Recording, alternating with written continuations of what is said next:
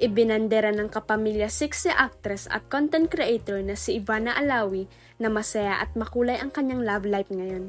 Kung noon ang palagi lamang nababanggit ni Ivana ay nasa dating stage pa lang siya, ngayon ay maligayang maligaya raw ang kanyang puso. In love sa kanyang boyfriend ang leading lady ni Coco Martin sa kapamilya series na FJ's Batang Quiapo at umaasa siya na sanay natagpuan na niya si Mr. Right. My heart is happy.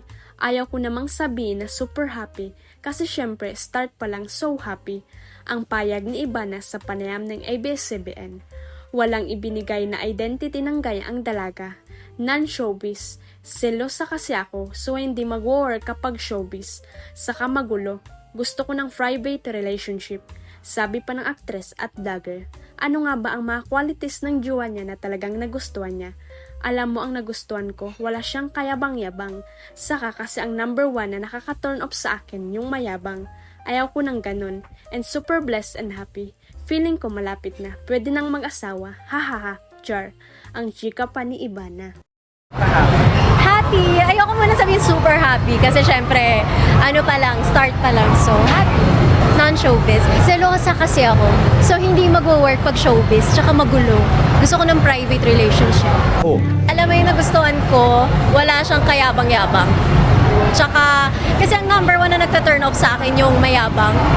Ayoko ng ganun. I'm super blessed and I'm so happy and feeling ko malapit na pwede na mag-asawa, ganon. Charot lang! Ayon sa dalaga, baka raw mag-settle down na siya pag tungtong niya ng edad 30. 27 years old daw siya ngayon, kaya may 3 years pa siya sa pagiging single lady.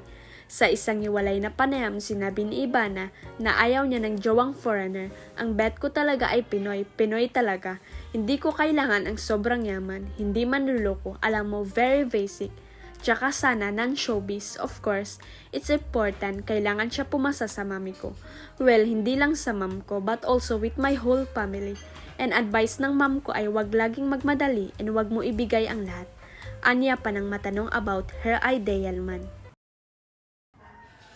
Huwag kalimutang i-click ang subscribe button at i-ring ang notification bell para sa latest at legit chika updates.